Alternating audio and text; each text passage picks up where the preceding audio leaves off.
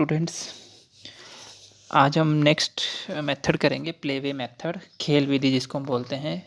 तो use of play way method in teaching and learning, मतलब आप बोल सकते हो कि शिक्षण अधिगम में खेल विधि का क्या प्रयोग है या क्या महत्व हम बोल सकते हैं। तो पहले सबसे पहले बताते हैं कि एम्स क्या है इसके। जो एम्स से पहले मैं आपको बताता हूँ कि जो प्ले वे मेथड था वो फ्रॉबेल ने दिया था, फ्रेडरिक ऑगस्ट फ्रॉबेल के द्वारा दिया गया था ये, ठीक है। तो शिक्षा शास्त्री थे, मीन्स वो एजुकेशनिस्ट थे। तो इन्होंने बताया था कि लर्निंग बाय डूइंग, मतलब खेल के द्वारा ही, कि करके सीखना, क्रिया करके सीखना है, मतलब खेल खेल से सीखने के ऊपर ये बेस्ड था, ठीक है। तो फ्रोबेल क्या थे? फ्रोबेल लर्निंग बाय डूइंग, मतलब वो शिक्षा को खेल केंद्रित बनाने का उन्होंने प्रयत्न किया था कि जो एजुकेशन है उसको प्ले सेंटर्ड बनाया जा सके। तो उन्होंने बताया था कि जो बच्चा मतलब खुद एक्टिविटीज़ के थ्रू सीखता है वो ज़्यादा परमानेंट लर्निंग होती है। एम्स ऑफ प्ले वे, क्या उद्देश्य है खेल विधि के? To make the teaching environment child centred and child friendly, जैसे मैंने आपको बताया कि वो बाल केंद्रित बोल सकते हैं इसको, या ठीक है चाइल्ड फ्रेंडली हो जाती है। Child centric development of cognitive, affective and psychomotor domains of the children is most important. तो इसमें ज्ञानात्मक, भावात्मक और जो ज्ञानात्मक पक्ष है, ठीक है, और भावात्मक पक्ष है, और जो इसका संवेगात्मक पक्ष है, इस सभी का विकास होता है। Child friendly, child learn willingly in lively environment, मतलब ये चाइल्ड फ्रेंडली है और इसमें जो चिल्ड्रन है वो अपनी इच्छा अनुसार, मतलब लाइव, ठीक है ना, लाइव वातावरण में, मतलब जो एक उसको प्रत्यक्ष वातावरण मिलता है उसमें सीखता है। व्हाट इज़ प्ले, खेल क्या है? डू थिंग्स फॉर प्लेजर, या बोल सकते हो कि मतलब आनंद के लिए चीज़ों को करना। Enjoy yourself rather than work, काम की जगह क्या है? इन्जॉय करना। To do something for fun, कुछ क्या है मतलब इन्जॉयमेंट के लिए करना। To be involve in a game, और किसी खेल में भाग लेना। की एलिमेंट्स ऑफ प्ले आर, कौन कौन से एलिमेंट्स होते हैं इसके? Play must be pleasurable and enjoyable, मतलब प्ले जो होते हैं वो मतलब आनंदपूर्ण, आप बोल सकते हैं आनंद प्रदान करने वाला होना चाहिए। Play is spontaneous and voluntary, ठीक है, स्पॉन्टेनियस है, और वॉलेंटरी का मतलब अपने आप, इसमें कोई भी किसी के द्वारा फोर्स करके ना भाग ले, मतलब अपने आप इसमें भाग ले। Play involve active engagement of the part of the player, play involve an element to make believe और क्रिएटिविटी एंड इमेजिनेशन। तो जो प्ले है उसमें क्या है? एक्टिवली इन्वॉल्वमेंट होती हैं बच्चों की, और वो अपने ऊपर बिलीव करते हैं। व्हाट डज वे मीन, तरीका क्या है? इट इज़ ए मेथड और technique to complete an event, तरीका किसी भी इवेंट और किसी भी टास्क को कंप्लीट करने का एक टेक्निक है।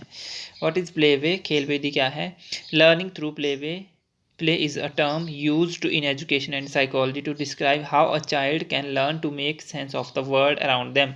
Means learning through play way का मतलब क्या है कि जो खेल विधि द्वारा सीखना क्या है, एजुकेशन में और मनोविज्ञान में आप बोल सकते हो कि जो बच्चा जब कोई चीज़ अपनी सेंस से, कोई भी सारी ज्ञान इंद्रियों को यूज़ करता है, वो देख के, छू करके, ठीक है, तो अपने जो चारों और जो भी वातावरण उसका उसमें करके सीखता है।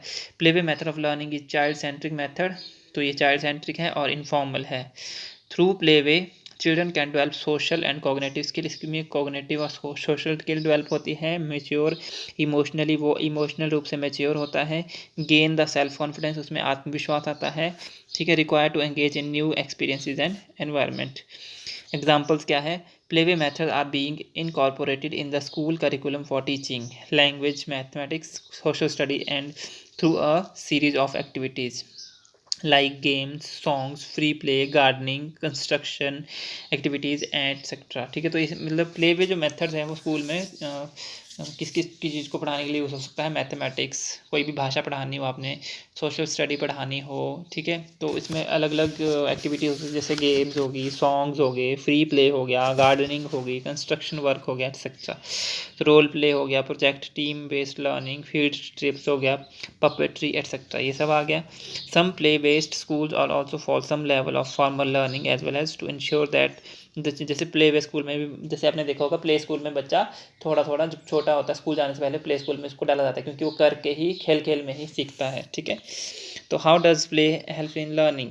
Play enables a child to use all his senses, क्योंकि प्ले वे मेथड में क्या है, बच्चा अपनी सारी सेंसेस को यूज़ करता है. This enable him to learn and understand. ये एंड है वो, learn and understand things quickly. तो इससे बच्चा क्या है, कोई भी चीज़ को जल्दी से याद करता है और जल्दी से सीख लेता है, और रिटेन फॉर लॉन्ग टाइम, और वो ज़्यादा समय तक उसको रिटेन रखता है. Play enables children to make sense of their world. ठीक है, तो जो खेल है वो बच्चों को अपने संसार का ज्ञान कराता है. According two Canadian council of learning, play nourishes every aspect of children's development. It forms the foundation of intellectual, social, physical and emotional skill necessary for success in school and in life. ठीक है, तो Canadian council of learning ने कहा गया है कि जो play है वो नरिश करता है हर एक एस्पेक्ट को चिल्ड्रन के, चाहे वो इंटेलेक्चुअल हो, सोशल हो, फिजिकल हो या इमोशनली, और उसकी स्किल को डेवलप करता है फॉर द सक्सेसफुल ऑफ या success in the school and the life. मतलब स्कूल में भी वो सक्सेसफुल होता है और अपनी लाइफ में भी सक्सेसफुल होता है.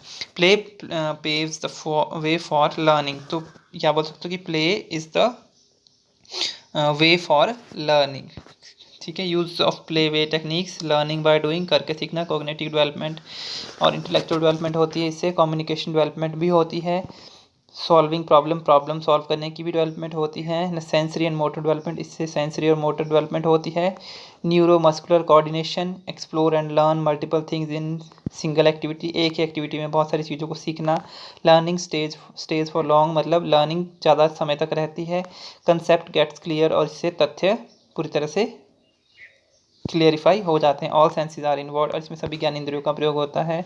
और क्या है, mental and physical health, no stress more enjoy, इसमें मेंटल और फिजिकल हेल्थ ठीक रहती है, मतलब स्ट्रेस कम होता है, इन्जॉय ज़्यादा. Creativity medium for child to show their capability, और ये बच्चों के लिए उनकी कैपेबिलिटी को शो करने के लिए एक उनकी क्रिएटिविटी को शो करने के एक मीडियम का काम करता है. Explore the world around them, और उनके चारों ओर के वर्ल्ड को एक्सप्लोर करते हैं.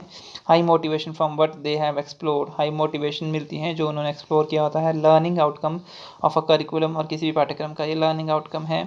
Cater the need of learning differences in the children, और जो भी लर्निंग डिफरेंसेस है चिल्ड्रन में उनकी नीड्स को केटर करने के लिए ये सारे यूजफुल है. They become good observer with improved concentration, और सोशल स्किल्स तो डेवलप होती है, जैसे like empathy, perspective of others, problem solving competence. Play way method of teaching math has a lot of advantages. तो एडवांटेजेस भी आप बोल सकते हो कि मेंटेन चाइल्ड्स इंटरेस्ट, बच्चों में रुचि पैदा करता है ये. ठीक है, as mention already the play way method includes a lot of fun activities that student have to participate in. तो ये भी आप बोल सकते हो. मोर फोकस्ड अटेंशन, इसमें फोकस ज़्यादा होता है क्योंकि आपने जो गेम्स है वो फोकस के द्वारा खेली जाती है. जॉयफुल लर्निंग, और इसमें अधिकम क्या है, बिल्कुल जॉयफुल होता है, मतलब बच्चा बोर नहीं होता, वो इंटरेस्ट से ही सब कुछ सीखता है. ईगरनेस टू प्ले मोर, और ज़्यादा से ज़्यादा खेलने की उत्सुकता. ठीक है, तो सिंस द एक्टिविटी ये भी आ गया. The learning by doing approach which, ये आ गया आपका. मेक द फंडामेंटल्स क्लियर, और जो भी बेसिक फंडामेंटल्स हैं वो क्लियर हो जाते हैं क्योंकि बच्चा क्या है, खेल खेल के द्वारा खुद ही सीखता है. कांस्टेंट प्रैक्टिस, और इसमें लगातार अभ्यास होता रहता है. एनकरेज क्वेश्चंस, और इसमें क्वेश्चन भी अराइज होते हैं कि डिफरेंट फैक्ट्स के रिलेटेड. प्रैक्टिकल एक्टिविटीज़, और एक्टिविटीज़ प्रैक्टिकल होती हैं, मीन्स बच्चा प्रैक्टिकली किसी चीज़ को करके सीखता है. सो कंक्लूजन में क्या आया, play way is an informal, child centric and one of the best techniques of teaching which help in the development of cognitive, affective and psychomotor domain of children. In this way, true aims of teaching is achieved by this method. It is useful for both the teacher and the children. So that's all about the play way method. Thank you and have a nice day.